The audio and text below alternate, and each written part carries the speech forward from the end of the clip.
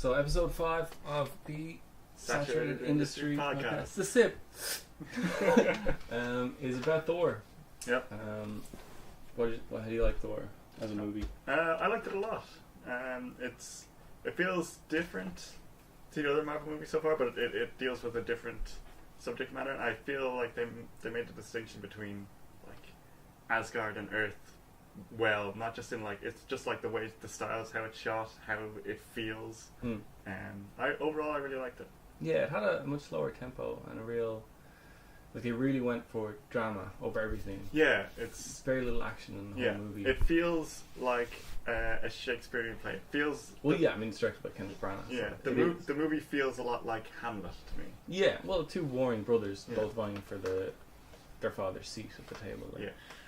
And it's kind of one of the first stories where like civilians matter a lot, right? Because if you go like in the first Iron Man, it's pretty much all about Tony Stark and everybody kind of orbits Tony. Yeah. And then in Incredible Hulk, it's all about Bruce and everybody's chasing Bruce. Yeah.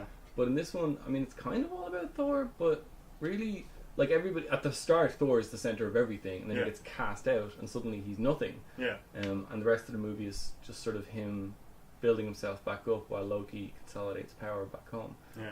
It doesn't even start with him. It starts with, like you said, civilians doing science. Doing science. They've no idea that they're actually hunting Thor, but so I wonder, they're studying some astrophysical weather some weather phenomenon that she reckons is caused by interdimensional hijinks. Selvig even says at one point, you said this was going to be a southern aurora or something like that, but they're in New Mexico, so they're more like at the equator. Yeah. But I'm wondering, so she's predicting, like she's got a prediction model based on storms or something that have been happening over the last. So does that mean that somebody has been going to Earth over the last little while, like taking little trips to Earth? That's a good point, actually. And causing these storms, like what caused the previous storms? Yeah, because she said we perfectly predicted the last 13 or something like that. And she does, because she arrives just in time to knock Thor down. Like So did someone come to Earth beforehand? Were many people banished to Earth by Odin? Is Earth like the Australia of Asgard? And then it cuts back to Norway.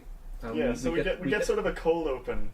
Yeah, but they knock down Thor and he's like, "Don't be dead," and then it cuts, and then we're in Norway, and we get the voiceover from Odin, Anthony Hopkins going on about how the Nine Realms were like a place of war where everybody was attacking everybody until the Asgardians showed up and set things straight. With their literal Death Star laser.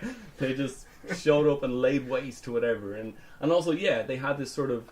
They've always had this nuclear option holding over everyone's head. Where it's like, if we turn the Bifrost on and leave it on, your entire planet will be destroyed. Yeah. So they literally are the Empire. They have a Death Star. Yeah. They can knock your planet out of the sky anytime they feel like it if you step out of line. It's pretty much exactly that. Which is weird because when I was watching Thor Ragnarok, I was like, what is Halo talking about? Like, part of it is just the writing in that movie was real sketchy. Yeah. But like this, I did like the scene where she kind of like cracks the murals and you see underneath it's actually full of war and full of her and her father who actually conquered all these places. But then again, if you read between the lines in this movie and in like the story of how Asgard came to be the sort of champion of all of the Nine Realms, it does kind of come across like they just put their boots on everybody's throat. Yeah. Like they kind of, we're in charge now. Everybody stop your fighting. We have the ultimate weapon. We're just going to subjugate you all. You guys can do what you want, but we're in charge. Yeah, and if you step... Yeah, like... We're going to live in a floating cloud city where everything's made of gold. And if anybody attacks us, we have this destroyer who is basically impervious and can just melt your face. Yeah, it's completely... Yeah, just this really, really scary... And in fact, almost ultimate weapon. But yeah, our ultimate weapon destroyer is actually just the guard dog for our room of ultimate weapons. Yeah. Which we've taken off all of you. Yeah, we've taken all your best weapons, we keep them in our armory, and I'll just bequeath them to my children as I see a need, you know? Like, I think that giant hammer would suit my blind son. Yeah, because the hammer is in the weapons room hammer, at the start. When he takes the kid on the tour, they pass it. They don't kind of make a note of it, but it's there. Yeah. And also, when you meet the kids at the start, they're already in costume as Thor and Loki. Yeah. Like they're already, he's wearing the red and blue and Loki's wearing the green and gold. So like they're already kind of Slytherin, Gryffindor. I do have to say the kid who acts like child Thor nails what grown up Thor acts Chris like. Hemsworth, yeah, just like a spoiled prick. Yeah. Yeah, no, it's real. Like this movie is made by Kenneth Branagh. This movie is made by an Oscar-winning director. You know, like a guy who just knows what he's doing, and it doesn't even need the Marvel logo. Like it's literally like someone just gave him the myth of Thor and said, "What could you do with that?" He's like, "Here's what I could do. I'll turn it into Shakespeare." But yeah, this is also when he does grow up and he's in costume for the very first time in this. He has the ear wings, the winged helmet, which they never comes. Well, it comes back in the fight with Hulk in Ragnarok, but really it's like, that's like a different helmet. Yeah, the helmet is just it's like he just puts a helmet on that has this weird thing, but then he pulls the but he kind of abandoned the whole winged helmet look like instantly.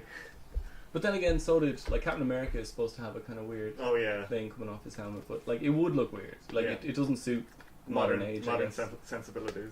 And also, if you got Chris Hemsworth in your movie, you can't put him in a helmet. So. That's true, yeah. You'd never see his beautiful, beautiful hair. Exactly. And also, how different would this movie be if Chris Hemsworth wasn't as beautiful as he is? It would be pretty different. Like, if we think about, how everybody just sort of automatically loves Thor, but if you look at what Thor does, which is mostly bully people and pick fights and be an ass and put his friends in awkward situations they don't want to be in, and then when he gets cast out and he's sent to Earth, he's just sort of an obnoxious troll. And I mean, he is the spoilt noble lord. Yeah, and he's forced to live with the commoners, and he has this kind of like smug expression on his face all the time whenever he's in like the cafe with the three normals, and he's like smashing cups and shit. And like, if a person behaved that way and they didn't look like Chris Hemsworth, I don't think they'd get very far. No. I don't think these guys would help him. I don't think she'd show up with a truck and be like, "Here, I'll take you to your hammer." Definitely not. She'd just be like, "Oh, that ugly freak." I mean, maybe I've got to go talk to him to find out what he knows, but I don't want to spend any more time with him than I need to. Maybe I should just hit him with my car again and question him while I have him pinned under the wheel, But yeah, so this is Thor's coronation day when he grows up, when he's got the helmet. Yeah. He's going to be king of Asgard. Today, like moments before he's crowned king, the ice giants attack and like try to steal their casket from the vault. Of ice, Like just moments before. Yeah, and then Loki has that line later where he claims that all he wanted to do was mess up his brother's big spoil his day.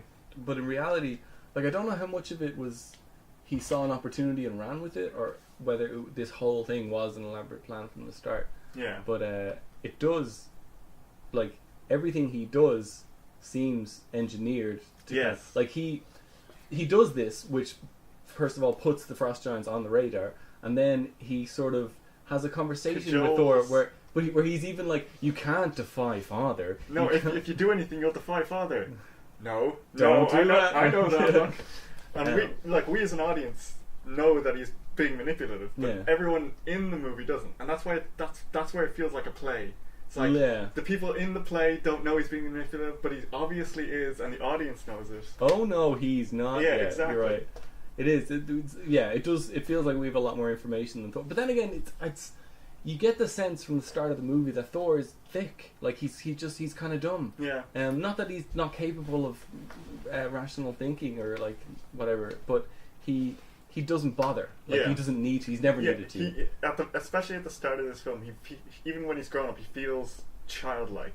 Yeah. In like what he does, how he does it, how he responds to things. Yeah, and his weapon is a hammer, and when you have a hammer, everything looks like a nail, right? Yeah. Like he just wants to be pointed at what he can smash. Like, and Loki knows exactly how to sort of wheedle him, get him on the right track without Loki actually take. And even I think the Warriors 3 kind of cop what Loki's up to, like. Yeah, I'd say so. They sort of see them like that's why he has that moment with Thor before they arrive. Yeah. So by the time they arrive, Thor's already decided we're going to Jotunheim, and so Loki can kind of absolve himself every time. And like throughout, as the movie wears on, it gets harder and harder for Loki to hide what he's doing. Yeah. But by the time he sort of goes full prima donna, it's too late. He's already ascended. Like he's already is king, and they already have to do what he says. Yeah. And then suddenly anything they want to do, they would have to defy Loki now. Yeah. It's. Yeah, like, and it's weird because like he plays it off like I just want to fuck with him because I hate living in his shadow, but everything he does moves him further and further up towards. Yeah, so I think it's like he's kind of lying to himself as well. He's like, I don't want to be king, but I have to do it for the good of the realm. When really, I think he does want to be king. Like he has these ambitions, but he like lies to himself about it. He's like, no, Thor would be a terrible king. He'd be terrible for the realm. Someone's got to stop him. No one else can do it except for me. So I have to take on this burden of being king.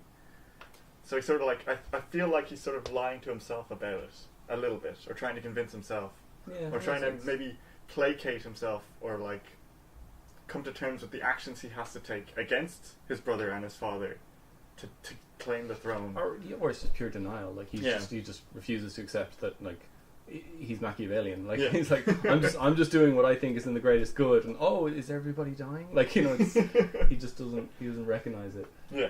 The thing is though, Odin is full of shit. And like we kind of have that as canon now as of Thor Ragnarok. Yeah. That everything that Asgard is built on up until now, including Loki's position as the second son of Odin, it's full of shit. Like Loki is a frost giant. Yeah. And that raises a few questions. One of which is, why isn't he blue? I say he has a glamour on him to appear like an Asgardian. But I mean, obviously he's not doing that. Yeah. So who done that to him? Odin or Freya, I guess. Maybe. But yeah, it's like it's another example of, and if only we hadn't had that last podcast where we established some of the setups for these things. But it's another example of the consistency in Marvel movies. It's like, you wouldn't have thought that, like they sometimes when you're watching these movies, they feel so thin on the ground. Like it doesn't feel like there's much in there. Yeah. And maybe that's because I didn't read the comics, or like I didn't grow up with this culture, and I don't spot these references as they're thrown at me. Yeah. But having seen Thor Ragnarok, and having kind of quantifiable proof now that everything Odin said was bullshit, and there's literally different murals, revisionist history. Yeah, he's a conqueror who wrote he won, and so he decided what the history was, and that was established here. Except we had it from what we would have considered an unreliable narrator, which was like Loki and Laufey. The king of the ice giants, who literally says he's a thief and a murderer. Yeah. Which like anybody would say about the guy who like conquered your city and left your planet in ruins. Which still in ruins. Like this was supposed to be like 5,000 years ago they fought these guys, right? I guess the casket really is the source of the power for the realm. Yeah, so he kind of just took away all their power and then left them, and then he considers that peace. Like we have peace with them because we're in a superior position and they can't do anything about it. Peace is, in fact, there's a callback to Iron Man 1. Peace is being the guy with the bigger stick, right? Or Peace is having the weapon you only have to fire once. I did like their introduction of Laufey. Very classic cinema. Him all in shadow, but his eyes silhouetted with the light. It's all just profiles and him with sidelong glances. Yeah. He's too good to meet the heroes. He's just a voice. But he's also reluctant. Like he's like they came to his planet. All his people want to kill them. He's like, no, get out of here. Yeah. He's kind of reluctant. Well, if we kill them, Odin will destroy us. He's reluctant to go to war because he's been beaten, because he has been beaten, and he knows he can't beat Loki. Or and he knows if his people go to war, he can't stop them either, because he has he'd have to go with the will of the people. Yeah. And then so they almost leave. They almost leave it in a fight until some ice giant calls him a princess or something. Yeah. An underhanded comment. And Loki's just like, damn. And so they have like a pretty good action scene, I guess. There's a little bit of the action in this movie. There's very little action. Yeah. Like it's almost entirely drama. But the action that I liked was the mortal action. Yeah. So my favourite scenes were when he wakes up in the hospital and he tries to fight his way out, and all these doctors and security guards throwing themselves at him. And then the scene where he infiltrates the SHIELD base. Yeah, and he's fighting the SHIELD agents. Like there, and then like I do like the fight at the end when he gets his powers back. It's like really quick, and you just see it. But mostly I like it because of the scene with the lightning coming down. He's got the hammer, and it's like he has ascended to Thorhood or whatever. It's real exciting and all. And I like that he makes a point in that fight as well of lifting the destroyer out of the town. Like summons the winds to kind of pick him up. It's like, let's take this fight away. Makes a tornado with his hammer. Because why not? That he's learned some responsibility. Like, there's a lot of emotion in that fight, but not a lot of action. Yeah. But yeah, it's weird. There's for a movie that's about of the characters so far, it's about the one with the most innate power. Yeah. That he is a god or a demigod. Yeah, a god who can summon thunder. There's very little actual display of power in it whatsoever. It's all about him learning humanity. Yeah.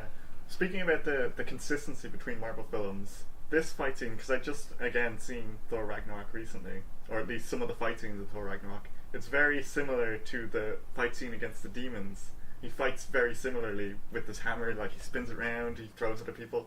It's just nice to see that consistency over so many years and so many films. Yeah, I guess, if it ain't broke, yeah. They definitely innovate more as the films go on, but the style of the fighting is the same. Yeah, well, he's got this. I mean, I'd imagine, with swordplay, for example, there's lots of different styles you can go with. Yeah. But with hammer fighting, I'm pretty very sure short-handled hammer fighting. There's pretty much only one way that's going to work for you. Yeah, and then we get to see some things here as well. The first illusion from Loki. The first... Right, where he appears to be somewhere, but he's not. Yeah, and then an ice giant runs off the cliff as a sort of precursor to everything that happens later on with him. Films. Are you ever not going to fall for that? Yeah. And we see Thor fly. Yeah. We get to see Thor be dragged along by his hammer that flies. Yeah. And we get to see the Warriors 3 fight, which, we get to see them. They actually probably fight the most in the movie out of anybody. Yeah. Them and Sif, but they're also the ones that we find out the least about. Yes. And that continues. You never really find out much about them, or where they come from, or what they care about, or aside from the fact that they're Thor's friends. Yeah. And they fight for Asgard. Yeah. I get a very Rosencrantz and Guildenstern vibe off of these two. Again, from Hamlet, the two background characters who are sort of friends of Hamlet. That's the vibe I get off of Lady Sif and the Warriors 3. Yeah, I feel like if there's anywhere this movie falls down, it's probably them, because they get so much screen time. They're so important to Thor, but he treats them like minions. They're just to be summoned when he needs a fight. Yeah, and they're very two-dimensional. They have each of them has a characteristic. This guy likes food and fights. Yeah. This guy likes fighting and fights. Yeah. This guy is swashbuckling and fights, and this one is a feminist and fights. Yeah, it feels like they could have had more depth. And I think I'm still upset about their kind of unceremonious end in Ragnarok, but I feel like it would have at least meant something if we could have found out some more about them. Yeah. It just seems like a shame to have spent, because you recognize them, they're very recognizable, and they do stand out. Yeah, and they add a lot to the movie without actually being part of the movie. They're never really part of the plot. They're never really important to anything that's going on, but they're always there. Yeah. It'd be great, not that they need to be added to the fabric of the main plot, but we just find it, give us a reason to care about them.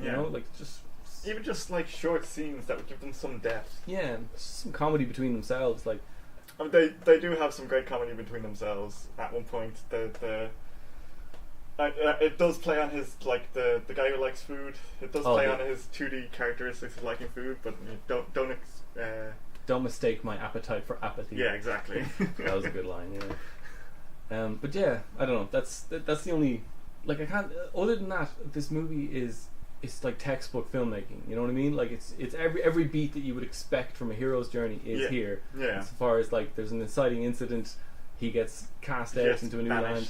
He has to meet sort of a new guru type in sort of Selvig? Jane and Selvig, between them. He has to come to terms with what he's lost. So learn his lesson, and then sort of come full circle, but come back changed. Yeah. It's all here, and it's all kind of very traditional storytelling with there's sprinklings of the Shield stuff and the Darcy stuff. There's other little ancillary things going on, but mostly his hero's journey is very formulaic. But it's perfect. He's a Norse god. Of course it's formulaic. Yeah. And it's real, like the Odyssey or something. It's, yeah. I just wish, but then again, and that's if you read the Odyssey of the Aeneid or whatever. Nobody else matters. It's Odysseus and nobody else's show. Yeah. Even though there's so many other characters, but they just don't matter. And so, I guess I understand that. It's just a shame that they didn't give the Warriors 3. Like, Selvig and Darcy got more characterization than the Warriors 3, who were his best friends his whole life. Yeah. It's just weird. Selvig gets more characterization, I think, because he was going to be used in the Avengers. And he like comes back a lot. Yeah, he does. And Darcy comes back a bit as well. Yeah, she's in Thor 2. She's kind of cool. Yeah. She tases people. Which is Thor's only weakness. Electricity. Somehow, impossibly. Like, because it happens again in Ragnarok. It's like electricity is what brings him down. Yeah. Does he lose his powers in Ragnarok? Like, he doesn't get stripped of powers. He just gets sent to a... He doesn't have his hammer, and he thinks that that's where his powers come from. Okay. I just feel like electricity should still just sort of brush off him like water, right? Yeah. But yeah, anyway, they... So yeah, Thor is banished to Earth, right? Yeah. So sorry, he comes back. Yeah, like Odin. No, he goes and attacks them, and just barely escapes. Odin comes to like rescue them all. Yeah, and they have Odin and Laufey have like a conversation where he's like, "Let's not go to war." Yeah. It's like, well, look, your child did this, and it's like treated as the actions of a child. Yeah. He will be punished as such. And yeah, no, but he doesn't agree though, right? Laufey's like, my people are chomping at the bit. Yeah, something like that. Yeah. Because when he brings Thor back to the antechamber or the Bifrost room, he's like, "You have opened up these realms to the horrors of war. Yeah, we're going to war again. And you are a vain, cruel, and greedy boy." Yeah. Well, really, someone's going to challenge our supremacy. Yeah. Yeah. We're gonna have to go to war for 5 minutes. But it's. Like if you kind of just put aside the fact that we know that Asgard could handily beat anybody in any war, it's a great scene where they're, Loki is trying to have Thor's back, but really everything he's saying is just enraging everybody further. Like it's just master knife twister, and like Anthony Hopkins is just out acting everybody in the entire studio at that moment. And he feels it, like it's weird because I've never really thought of Anthony Hopkins as like a big scene chewing actor, but like he fills the room, he really feels like definitely in this scene he fills the Bifrost chamber. Yeah, it's like claustrophobic. His voice is just taking over everything, and you could feel that kind of reticence, that childlike thing of your dad is shouting at you, and like Thor is curling up a bit, and he's like takes his hammer from him, takes his power from him. Literally strips strips the mail because I think that is his power because when he gets the hammer back that grows back onto him somehow, so that must be connected. They never really go into that, but he does have a kind of Iron Man thing going on of the armor grows out of him. But yeah, and then he, whosoever holds this hammer, if he be worthy, shall possess the power of Thor. So like his objective from the start was to teach him a lesson by sending him to Earth to learn humility, to humble him, to learn some humility, I suppose. And so like find the hammer, realize you can't lift it, live a normal life. Like he couldn't have known that Loki would arrive with the opportunity to sacrifice himself and get the hammer back. So I guess he was just hoping he'd live on Earth and realize and learn some humility, like live like the common people do. Alright, could have just played him that Pulp song, but alright. But he goes back to Earth, gets hit by a car, goes to a hospital, wakes up, fights his way out, gets hit by the same car. that scene was fantastic. Yeah. The visual comedy in this film is pretty on point. Yeah. It's really, really good. It's really well done. I'm trying to think of the only Kenneth Branagh movie I can think of that he made recently was The Murder in the Orient Express. I'm trying to think of another one that he made, but like it's just his comedy. Like the comedy in this is really it's even better than like the Iron Man quips or the kind of weird stuff they shoehorned into the Hulk because it makes sense. The only person who you could hit with a car and it would be funny is Thor because he's a god, right? You hit a god with a car, he falls down, he's fine, but you hit him with a car, it's funny. Like, and the humor tends to be character related. When he smashes a cup, it's funny because he's a god. He doesn't get it. Doesn't understand. Earth like Chris Hemsworth nails the fish out of water stuff in this one. It's perfect, and the whole. And this is where the whole like what if he wasn't beautiful, like when they bring him back to their lab or whatever and they give him the clothes and he's walking around with his shirt off and everyone's just sitting there drooling. You're like, what if he wasn't? Like what if he was just a shirtless guy with like big hairy chest and like a little overweight, slovenly, just like chubby and like just not good looking. He walks around saying this mortal flesh grows weak or something.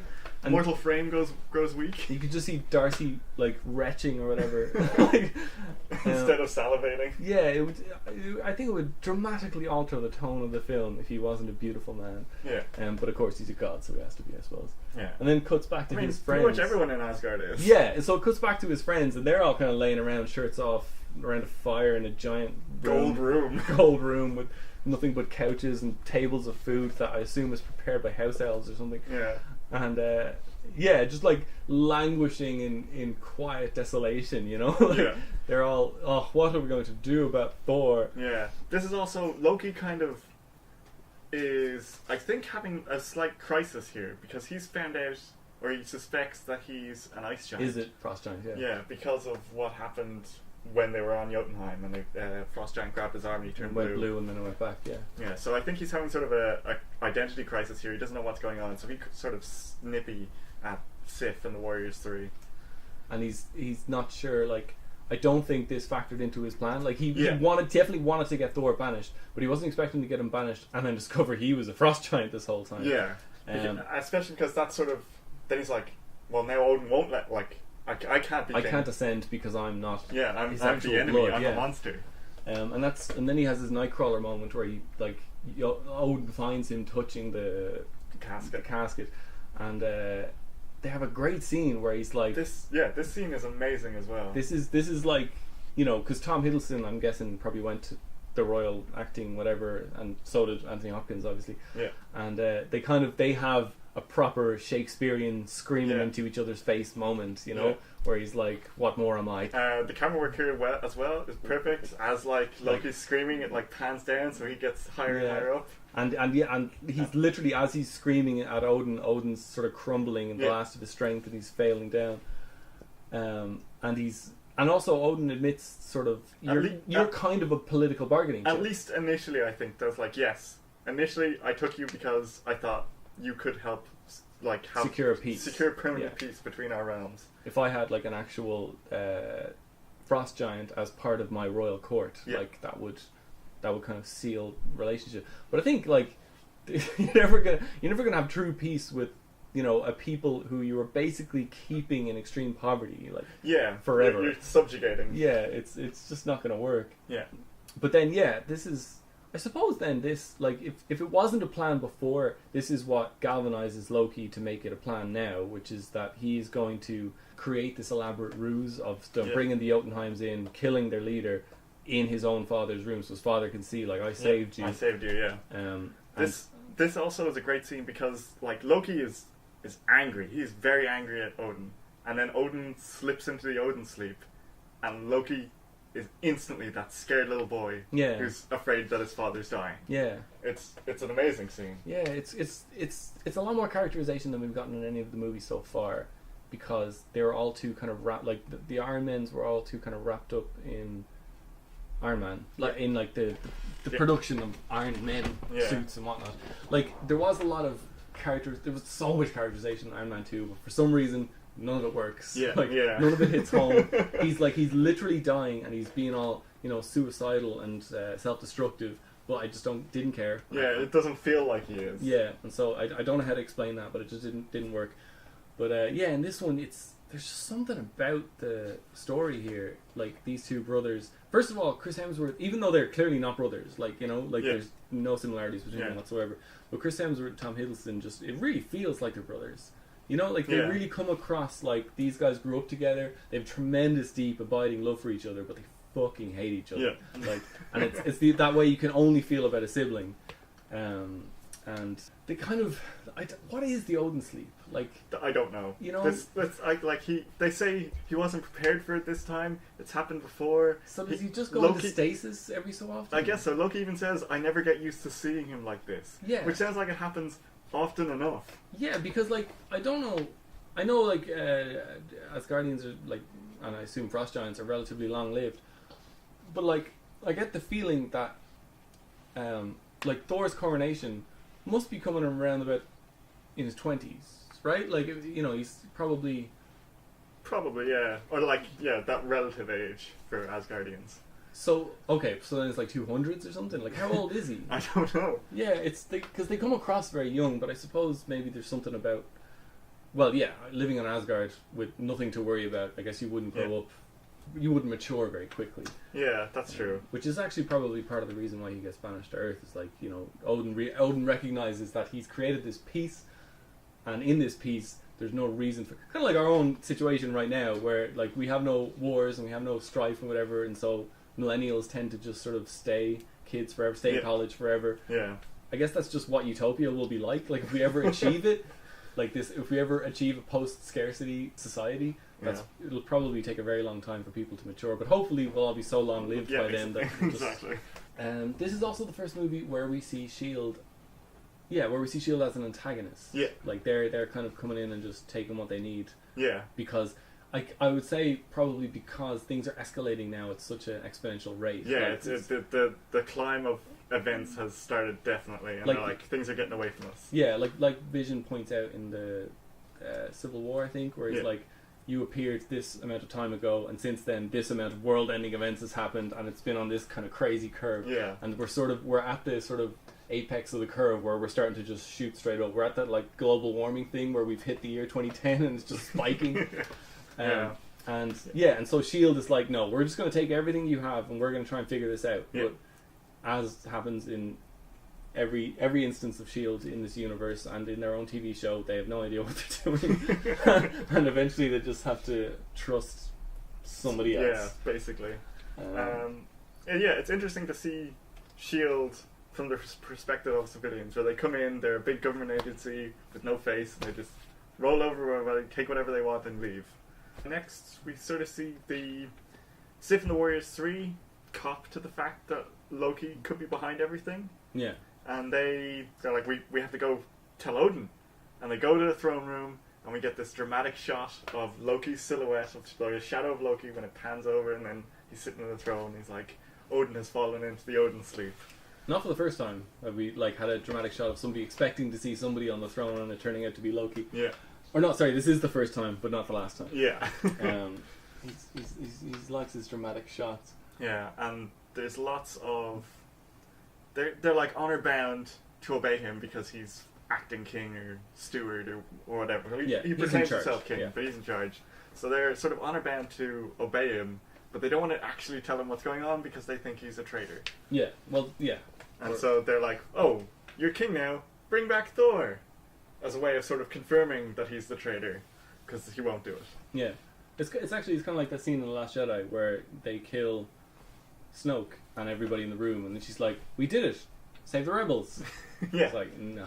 Let's just kill the past. Huh? And then, back on Earth, you were wondering about this. Why doesn't anybody know Norse myth? Yeah, except for Selvig. Except for the one guy who's from Sweden or whatever. Yeah, no one knows about Norse mythology or the Norse gods or who Thor or Odin is or anything like that. And they just think Thor is rambling like a madman. It is weird that, it does feel like it ought to be general knowledge, but then again, we are in, like, New Mexico. Yeah, that's fair enough. But then again, she's an astrophysicist who must have went to college for several years, and it does feel a little weird that she wouldn't know anything about it. I mean, I know why she doesn't know, because she's people in the audience who don't know. Yeah. She's like their representative, But she does, despite not really knowing what he's talking about or where he's coming from or trusting him, decides to... I mean, she knows he has answers, and she wants the answers. And he's very pretty. And he's very pretty, yes. But she decides to take him to the place where this thing landed. Yeah, because Thor's hammer has landed on Earth. Yeah, in case we haven't gone over that. We even had the Stan Lee cameo where he breaks his truck trying to pick it up. So there's the whole thing of all these people trying to pick up the... all the people from America, they bring up barbecues, they're like drinking, they're having fun, everybody's trying to lift the hammer. And then S.H.I.E.L.D. shows up and shuts the party down. And that's when Thor gets wind of it from some guys who come back into town going, oh, well, we didn't get that thing that was stuck in the ground. It looked like a hammer to me. Yeah. No, he didn't say no. He said it was too heavy. Nobody could pick it up. He never said hammer. Yeah, Thor just. I don't know anything I don't know much about satellites. Yeah. And then Thor tries to get a horse from a pet shop. I need a horse or a dog that's big enough to ride. Yeah. Or no, he's like, all we got is like hamsters and what is that? Give me one that's big enough to ride. And so then he walks out, and Jane's like, "Here, I'll take you." Yeah. Doing the exact thing that Selvig said not to do. Because he's pretty, and he might be able to tell her something about Einstein-Rosen bridges, even though all he knows about is rainbow bridges. Yeah. And then we have the kind of second awesome action scene in the movie, which is him breaking into the base. Yes. Like, starts off infiltrating with the first two guys, and then after that... I have a question about this. Okay. The way it was shot seemed like Thor made it rain. Right, yeah, well, they had this kind of like... as he was getting closer to the hammer, like as his proximity to the hammer was narrowing, they would cut back to shots of the hammer and then to shots of the readings that everybody was taking. Yeah, all the interference and stuff building up. And then but the thing is, before any of it started, he put the jacket on Jane because he sensed there was weather coming. Yeah, and he looked up at the sky and smiled. Yeah, and then here, you'll need this. But I don't know if Thor did it, because obviously Thor's powers have been taken away. But maybe Mjolnir did it as a kind of to help him. To aid his infiltration. Mjolnir does want to get back together. Yeah. There's definitely something going on. Something made it rain. Yeah. I definitely... And, Odin's out for the count. And so the only kind of players here are Thor, who doesn't have any powers, and Mjolnir, which has a sort of will of its own. Yes. Or some sort of maybe super smart moral AI who will only be lifted by... things it deems as moral. But only whosoever has the fingerprints or whatever. But yeah, I'm pretty. I feel like it's something as sort of like a. The proximity thing. But what is it, like an anode and a cathode? As he gets. As they get closer. As he gets closer, the energy, the static energy is building up, and which literally just causes a thunderstorm. It electrifies the surrounding area. Yeah. And Thor is just sort of taken out mooks left and right as he highly trained shield agents. It's hurtful. But none of them really they give him a bit of a fight, but he seems to defeat them handily, which raises the question: okay, his powers are gone, but do Asgards themselves just have? I think they are inherently more powerful than we would be. Yeah. Because at the end of the film, 2 of the Warriors 3 throw the third one. Much further than a human could throw another human. Yeah. So I think they do still possess more strength than we have. Yeah, they're just a stronger race, I suppose. Yeah. And then he tries to pick up the hammer. This is actually probably from the moment he gets in to the moment he gets out, that whole thing, this whole section is probably my favourite part of the film. And my favourite part of Phase 1, maybe. There's some parts of Captain America when we get to it that I really liked. Yeah. But the whole sequence of, he tries to pick up the hammer, and then sort of realizes that he's not worthy. He's not I'm not worthy. For the first time in his life, it's never even occurred to him that he wouldn't be worthy. Yeah. I'm gonna walk in there and then I'm gonna fly out. Yeah, he was certain, and it's all Father wanted to do was give me a bit of a dressing down. Yeah. And I'll just go get the hammer, pick it up, and I'll go home. And it's no, you actually haven't learned anything. Yeah. He's trying to get his hammer back for the wrong reasons. Yeah, and it's heartbreaking. I really felt for him, and you see, and they're even Coulson was secretly hoping something cool was going to happen. Yeah.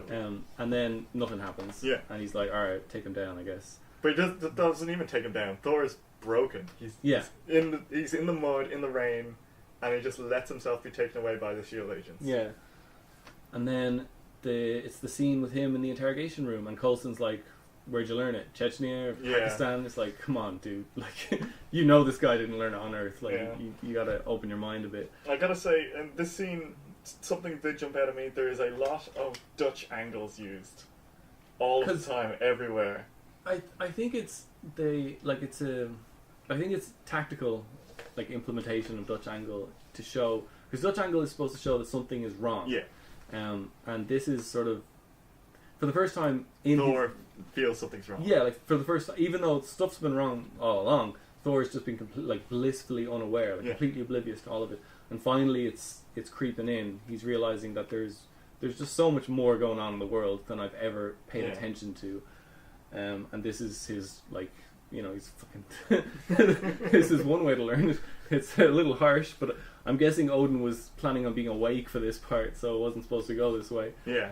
But yeah, they're having their Dutch angle conversation, and then Coulson gets called out or leaves the room for whatever reason, and Loki's there. Door shuts and Loki's there, and they looking quite stylish in regular human clothes. Yeah, dressed like he belongs. Yeah. And he's here to tell Thor that Dad's dead. Yeah. Odin's dead. Odin's dead, and you can't come back.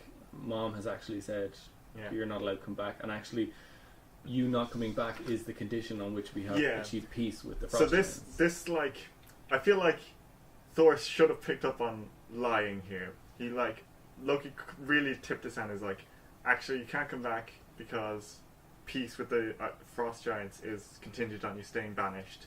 And Thor's like, but come on, brother. And he's like, actually, Mom also said you can't come back. So he just like kept adding things to his lie. I think though, the initial he basically, as soon as he says Dad's dead, he's dealing with a completely different person. Yeah. Like Thor's in grief mode. Yeah. And that's the thing. Like he doesn't care about his hammer. He doesn't care about the throne. Yeah. He just wants to go home. This more than anything, I think, like starts Thor's lesson, or like hammers home the lesson.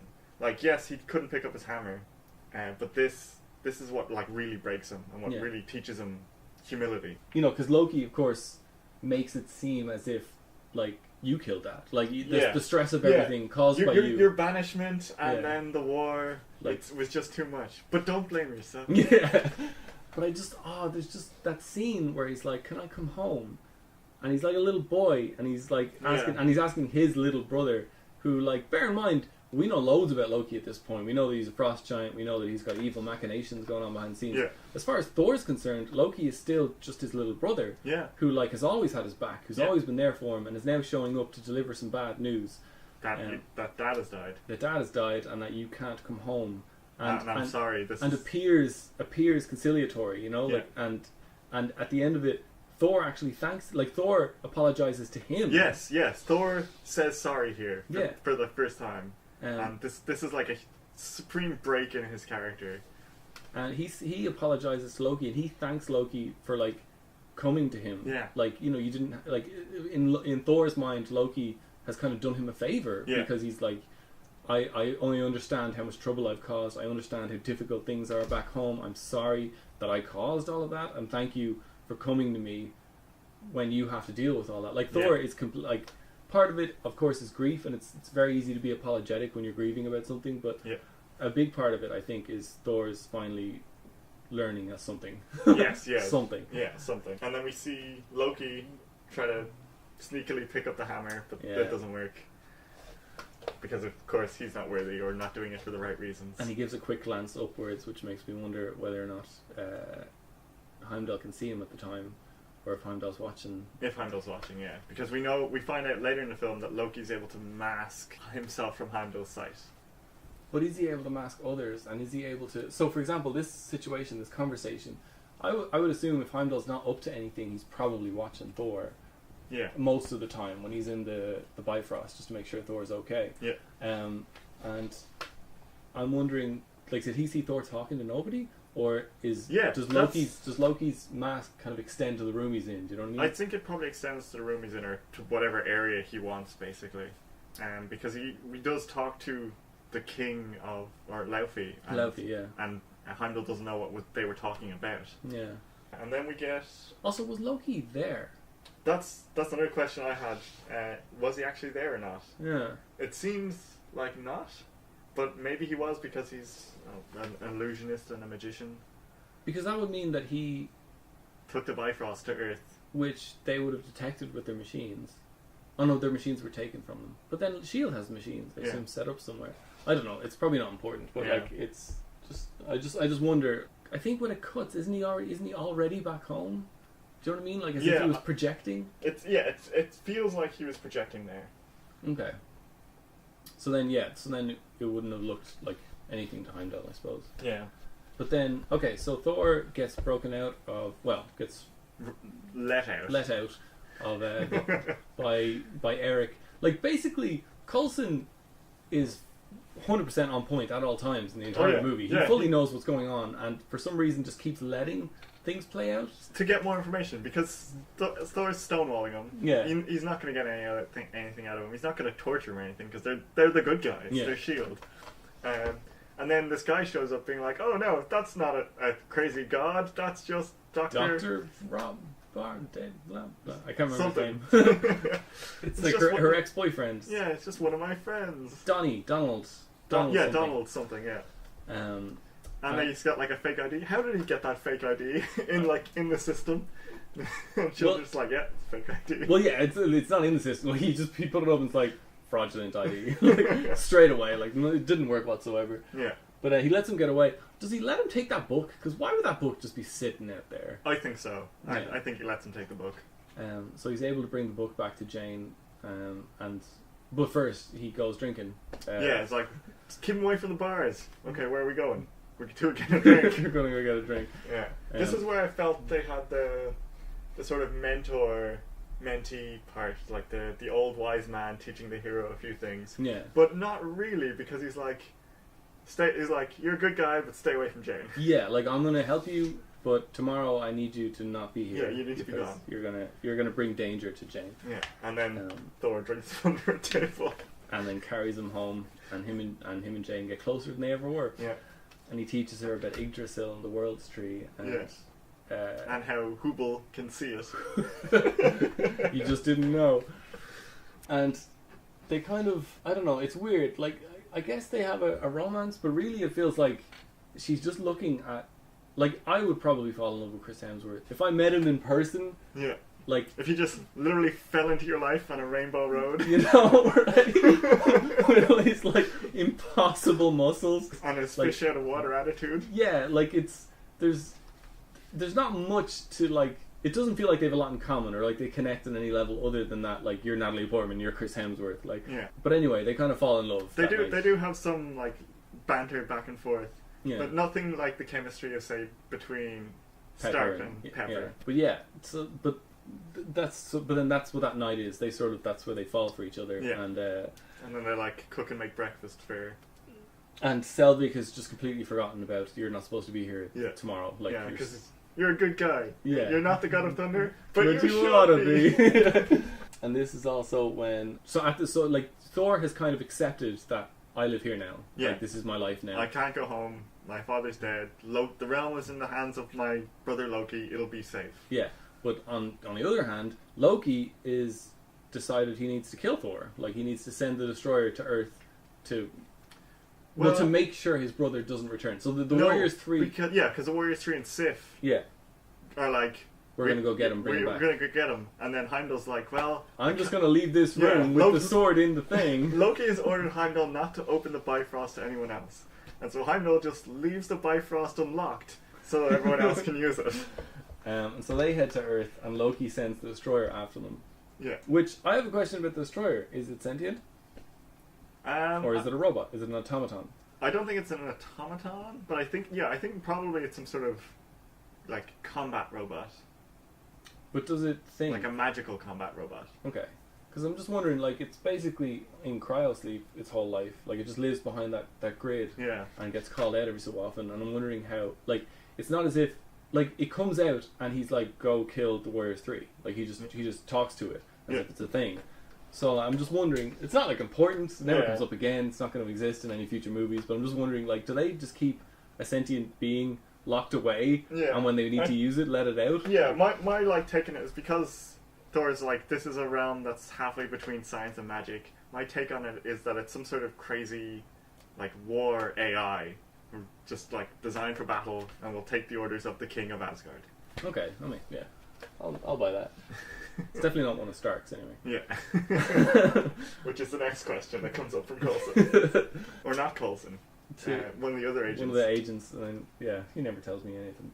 But yeah, so it lays waste to the Shield's motorcade, and then walks into town. I guess it doesn't bother killing them, like just destroys their cars and leaves, kind of like the Terminator. Yeah. And then, so the Warriors 3 get to fight, because Thor's not going to be any use. Yeah. They just sort of...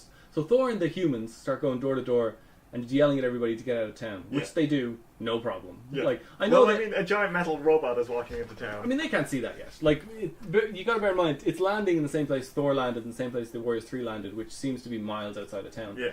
And I know a lot of weird stuff's been going on. There are, like, explosions and things in the distance. I suppose. But, yeah, okay. And, like, if enough people are panicking and someone runs into a room telling you to get out, and you look outside the windows and people are running, you're gonna get out. Okay, I withdraw the complaint. It makes sense. I did have the same thought, especially when Selvig, I think, went into a diner. She's like, everybody out, and everybody just gets up and leaves. So like, but what? Why? I don't know. I feel like maybe just a little bit of hesitation from the extras might have sold it better. Yeah. But anyway, the thing stalks into town and just starts laying waste to everything for no particular reason. And the Warriors 3 try to fight it. I mean, they basically distract it momentarily. Sif gets a spear down through the back of it. It does an awesome like rotating morphin times around to her. Like so instead of facing forward, it just turns so it's then facing backwards. Yeah, it just like 180s its entire body and tries to shoot her. And that's the best that they can do.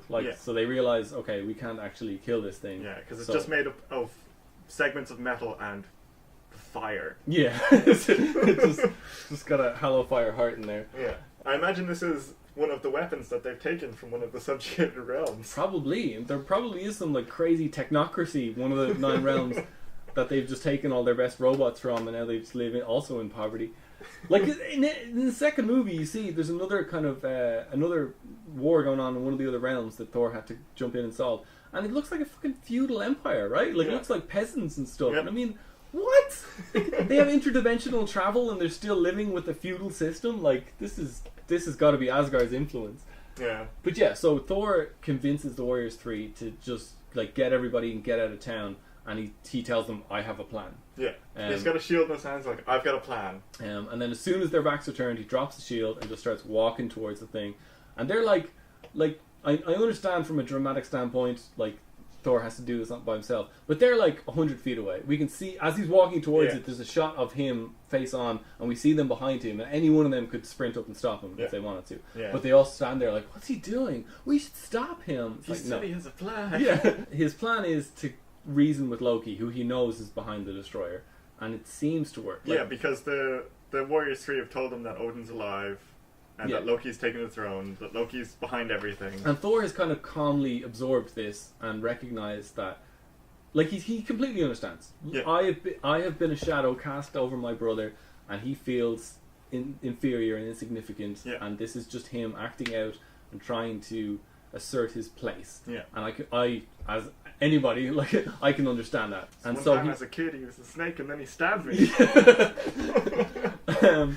And he knows how I love snakes. So he goes and he tries to reason with his brother, and it seems like it works. You know, the Destroyer turns his back. Yeah, he's like... And he smiles like, good. Well, first he's like, kill me. Killing everyone else has no... Like, it doesn't gain you anything. Yeah. You want me dead, kill me, leave everyone else alone.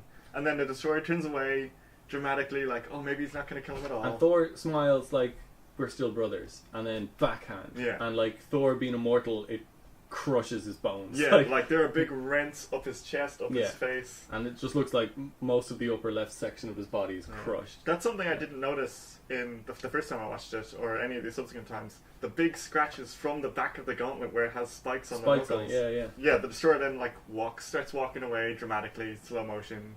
Well, it's like mission accomplished, and so it's heading back to Asgard now, and Thor lays bleeding, dying on the ground. But he's accepting it, and he's like, this is what it took, you know. Like at least everybody else is safe. Yeah, and then we cut back to the shield base where all the instruments are going crazy haywire. The Geiger counters and everything. And then Thor's hammer just rockets up into the sky. And Selvig spots it and is like, "That's coming this way." So he like runs over to grab Jane off. No! Giant thunder hammer is flying towards him. And then at the last second, Thor's hand, I guess it's there's like a magnetic thing, like it just gets drawn up to the hammer, gets struck by lightning, which works for him this time, and his armor assembles around him, Iron Man-esque style, and then he's like ready to fight. So then he starts going toe to toe with the Destroyer, but he makes a point of making a tornado, and lifting it up into the sky so that he can damage it without destroying the town. Yeah, which is like, I wonder if that's Kenneth Branagh's influence, because that's like probably the first example of a Marvel director making a point of taking the damage out of leaving them away from the populated area. Because that was the big criticism everyone had about the Avengers, which they tried to solve in Sokovia by making half of the Sokovia fight being about getting the civilians out. Yeah, but this Kenneth Branagh was doing it all along. How did you like the delivery of Natalie Portman's "Oh my God" line? Oh, I hated it. Yeah, I did not like it at all. It's disgusting. And completely unnecessary. I understand what they were saying, "Oh my God of Thunder," but like, it didn't work. I can't imagine anybody sitting in an editing suite and watching that going, yeah, that fits. I like the delivery, I like the tone. It's like, no, it feels so out of place for me as well. It's like the one thing in this film that does feel out of place is that little bit. Why didn't they get Darcy to say it? That's something Darcy would say. That would have been perfect. Right? And also it cheapens her character. Like, they have this, like, it's like they want a truly equal feminist, you know, she's a scientist, she's got her own job, like, Thor shows up, and she's smitten because he's fucking beautiful, and she has answers to everything she has questions to. But she's still a person, right? She's not just a Thor object. But then at the end they're like, no, fuck it, she's completely obsessed with Thor, and then he's going to pick her up and damsel her away like Superman or whatever. Like, I wish they would just commit, and I can completely understand why Natalie Portman sort of kept trying to leave the series, and I think now she's officially left. Like, they could have done better by her. But anyway, so this isn't the end of the movie. Like, so Thor, it's like the fake ending. Yeah, it's the fake ending. It's like Thor sacrifices himself. He literally sacrifices his life for everybody. But then in the last moments, Mjolnir comes to him and I guess brings him back. Like, I guess the power of Thor also comes with healing powers. Yeah. Which are separate from the healing room. Separate. And then he goes back to the Bifrost site and asks Heimdall to open the thing, and Heimdall, trapped in ice. Yeah, it's frozen in ice from the casket. And he's just vibrating as hard as he can. But he escapes from his icicle and kills the two whatchamacallums and opens the Bifrost and brings them back. And they realise that, like, Loki's plan is in action, right? Yeah. Like, they need to go and stop him right now. So they think he's trying to kill Odin. Yeah. Yeah, so Thor's like, bring him to the healing room. I'm going to leave Loki to me. Yeah. So he spins his hammer and pulls on and flies down the Bifrost. And Loki's plan, I mean, Loki basically carries out his plan perfectly, because the frost giants break in and he allows them to get to, like, almost killing distance of his dad. And Freya takes one down, and then Laufey dispatches her, and then Laufey's like, you know, very creepily, it said you can see and hear things that are going on around you, and it's true. Yeah. And then Loki just blasts him with the scepter. His plan all along was to, like, lure in the ice giants and then kill them. Yeah, to look like a good guy. It's like a firefighter who starts fires, make himself look like a hero. Yeah. And then Thor breaks in to, like, this is a ruse. Yeah. And gets blasted out the wall. Like, he shoots him out the wall, but for some reason he shoots him out the wall, and then Loki has enough time to go downstairs. Get a horse. Looks like a very big building. Yeah. Get a horse from the stables, ride all the way to the end of the Rainbow Road, and get to the Bifrost, and then freeze it. I guess using the whatchamacallit, freezes the lightning so that you can't change. This looks very much like Yggdrasil. Right. Yeah. Like the tree. Yeah. Thor tries to break it down, but it turns out that, like, smashing the shit just makes the thing go even more out of control. And Loki's, like, intercepting him at all turns with with the Odin staff. And he's like riling him up as well, like going on about Jane and all that. Yeah, like, fight me. Loki seems to have lost it a little bit. Thor's like, this is madness, but he's like, is it? Is it actually madness? Tell me, I don't know. Like, why does Loki want to destroy Jotunheim? What's his This is a question I had as well. I didn't really fully understand the motivations of destroying Jotunheim here. Because he's even if so, like, because he's caught, he's been exposed. But even if he hadn't been caught, I'm just working out his end game here. Because say he hadn't been caught, and so he kills Laufey, and then goes down to the whatchamacallit and destroys Jotunheim using the Bifrost. Like, Odin wouldn't be impressed. No, because he'd be horrified. Like, Odin doesn't want war anymore. Yeah, he's sort of like had his fill. And also, eventually, obviously, we know Thor stops them and destroys the Bifrost in order to save Jotunheim. But they've already committed genocide. Like, you saw, in the clips that you saw of, like, guys running away from the Bifrost as it expanded and expanded and expanded. They're literally, like, Death Starring the planet. Yeah, like, they're killing thousands of guys. Like, it's already genocide by the time they get the thing shut off. So, like, there is no repairing relations with that planet, right? Like, there is no boy that you can adopt that will fix this, right? But more importantly, anyway, Loki kind of brings the fight outside, or Thor, one of them brings. Yeah, they end up smashing through the wall, and they're fighting on the bridge. And Loki tries his tricks, but Thor finally is just smashes his hammer lightning down, everything, and it lightning away all the fake ones. I found the real one, puts the hammer on him. Yeah, time perfect. out. Perfect. You're done. And then realizes, like, he goes back and he's looking at the Bifrost, and it's completely out of control. And he realizes the only way that he can stop this is to make the true sacrifice, which is I have to destroy the bridge and seal myself off from Jane forever. Yeah, give up Jane. Which he does with no hesitation whatsoever, because that's where he's at now. Like, he's gone through this whole experience. He's made the full hero's arc, and you can see it's breaking his heart, but he does not spare a moment. He just summons the hammer and just starts smashing the bridge straight away. And Loki's behind him screaming, "You'll never see her again!" Yeah, it's like, I know I won't. Like, I'm at peace with that. This is what it is to be king. He even says, "Forgive me, Jane," and hammers it down. Yeah, it's a real. So even it's it's not about Jane, I'm never going to see you again. You have to forgive me because I can't explain it to you.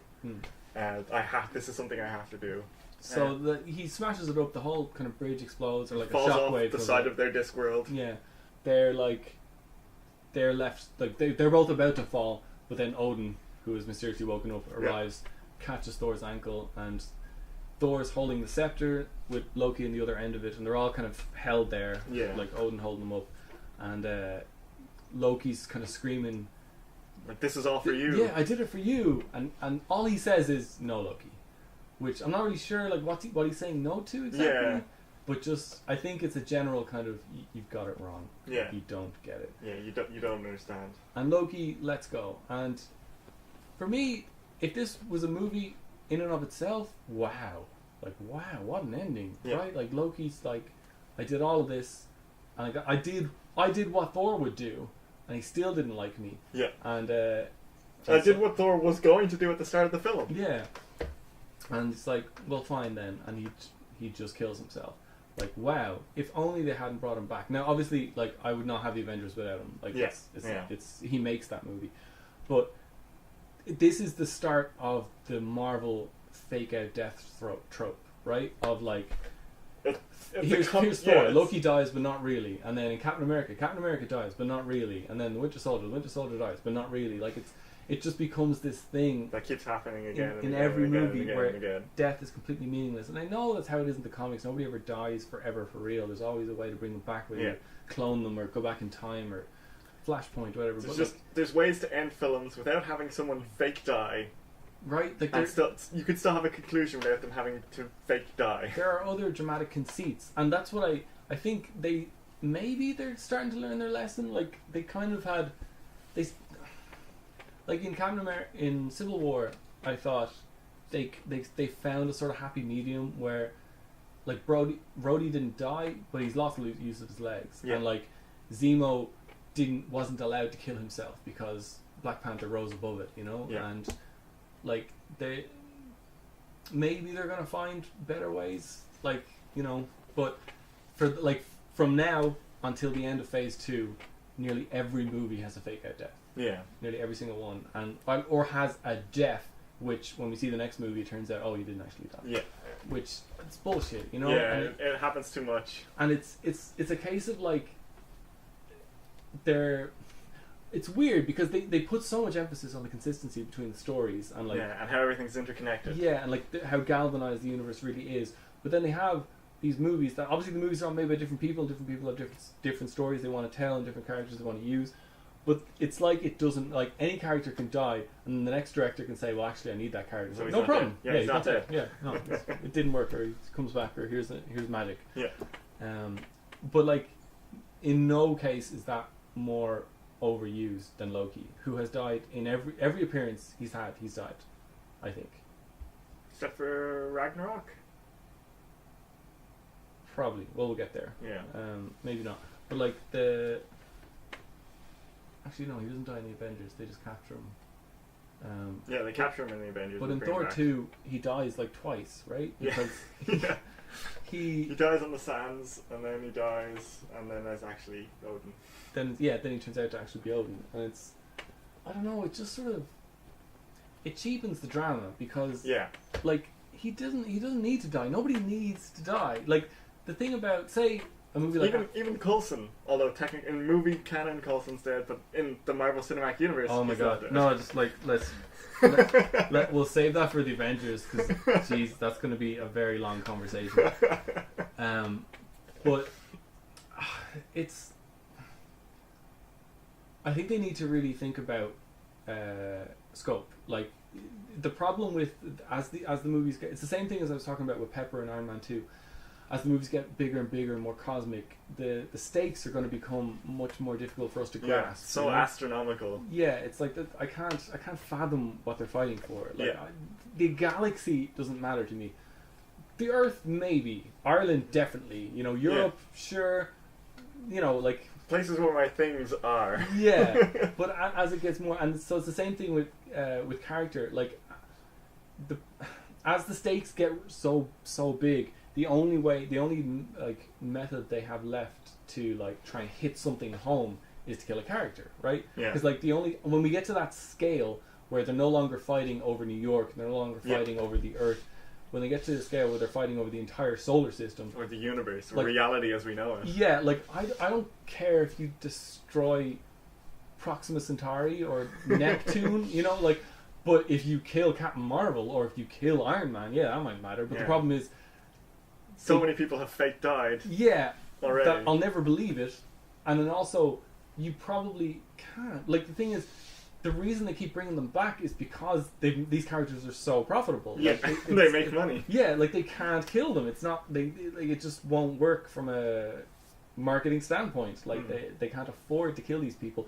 But unfortunately, they've put themselves into a situation where the only way for us to have like a proper cathartic, dramatic experience is by killing characters, because the stakes are so astronomical, and that's why they really need more movies like Ant-Man where we see a microcosm, you know, like just something small. It's a heist movie. Yeah, there are stakes. Nothing world-ending. Yeah, but and like he does do crazy, like he like shrinks himself to the subatomic level, gets into like the quantum world or something. The quantum realm. Very difficult to grasp. But I understood it enough to know that he was making a sacrifice. He was doing something very dangerous that might have gotten him killed. It didn't get him killed, but it all took place inside the body of his enemy. You know, like it's very easy to tell a story where the world isn't at peril. Yeah. And you've already had like 15 stories where the world is at, and like especially now that the universes are all linked together. When we got to like the second phase and we had Iron Man 3, where were the rest of the Avengers? Any one of them could have saved the president. Yeah. In Thor: The Dark World, where were the rest of the Avengers? Like the entire world is ending. Using Iron Man flying through these holes in the sky. Like it's now, as the movies go on, they are getting a lot more interconnected. Yeah. So like in Spider-Man, Iron Man shows up and saves the day one time, when Spider-Man doesn't. But and then like in all of them, like other people are showing up more and more.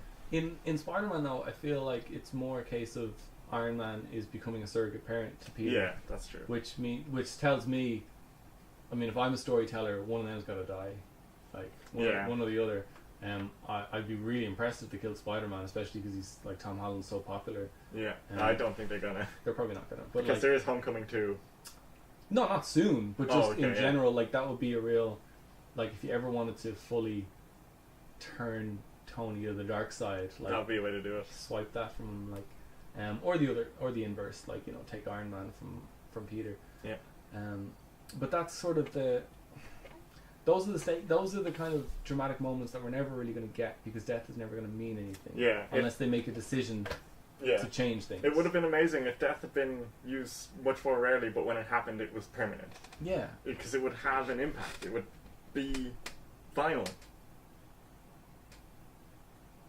And then, do you have any other thoughts?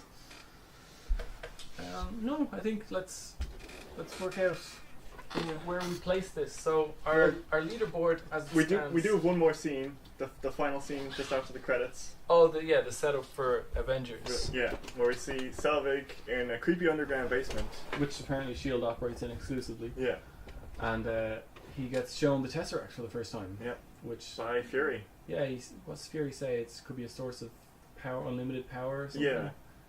And then like we see Loki's reflection come in, unlimited power. No, Loki says that might be worth a look, and then Selvig parrots it. So but does that mean that before Loki ever shows up in S.H.I.E.L.D. in the Avengers, He's already got Selvig under control. Yes. The whole reason he shows up is because Selvig is like his puppet and is created this portal for him to show up. But then how come Selvig doesn't have the blue eye syndrome that Hawkeye gets when he gets taken over? Because he's not taken over by the staff. I think he's just taken over by Loki's magic. Oh. Okay. At least that's what I think. I'll have to keep that in mind when we get to Avengers. Yeah. Because like maybe is he behaving different at the start of the movie than what we're used to. But yeah, no, it's cool. Like this is one of the first post-credit scenes that like directly establishes some continuity.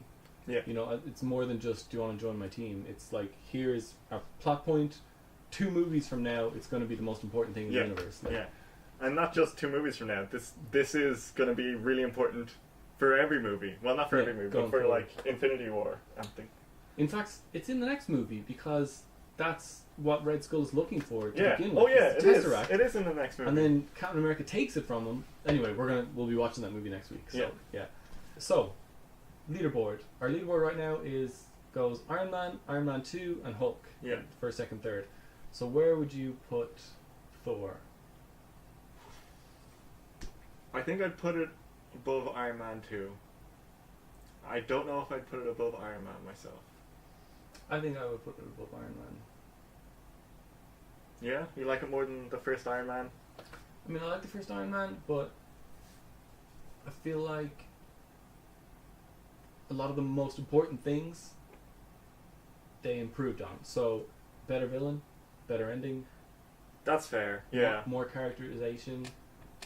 We do get the best villain the Marvel Universe ever has. The best villain they have so far. Yeah, the other 2 being from Netflix TV shows. The best, like, cosmic stakes villain. Yeah. You know, like the best villain that could be a match for the Avengers. And yeah, good villain, good hero, good ending.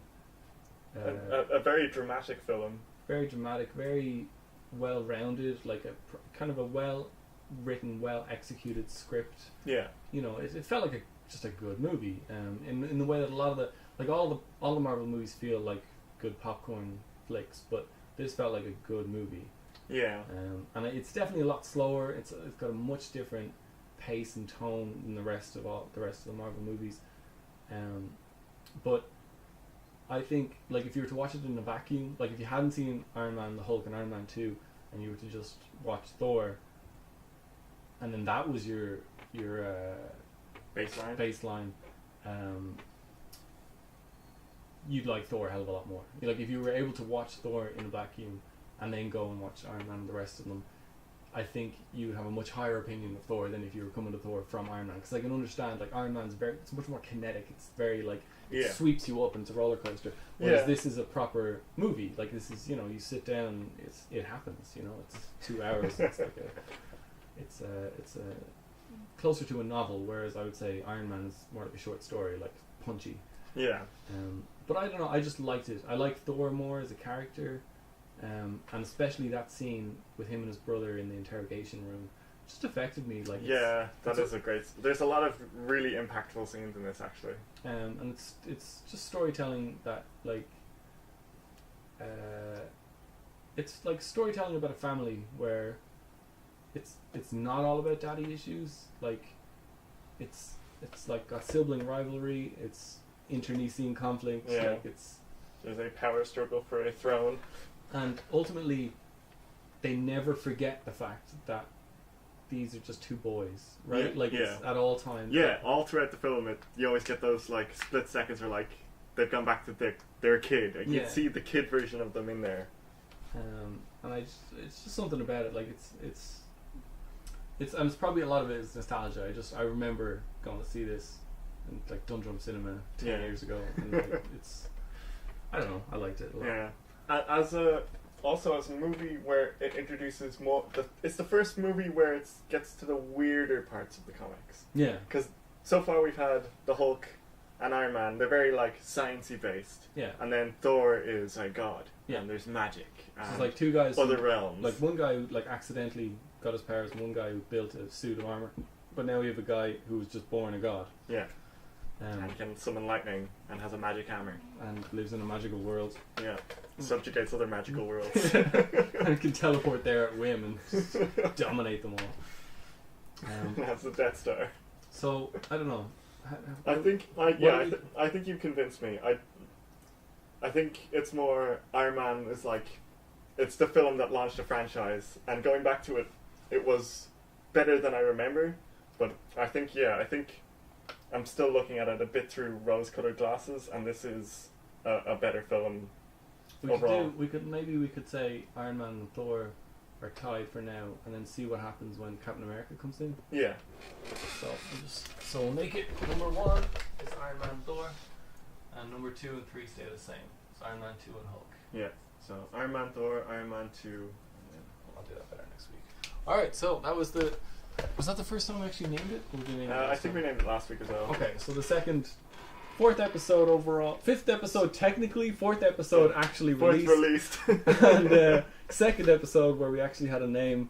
Thanks for listening to the Saturated Industry Podcast. Next week we will be watching Captain America, the First Avenger, because that's the first one. This first film with a byline, right? Subtitle, yes. But then Thor started doing that as well. Yeah.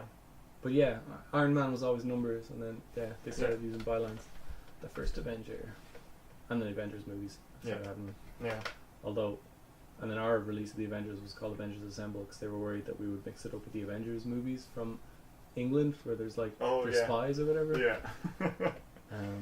But yeah, thanks for listening. Sorry.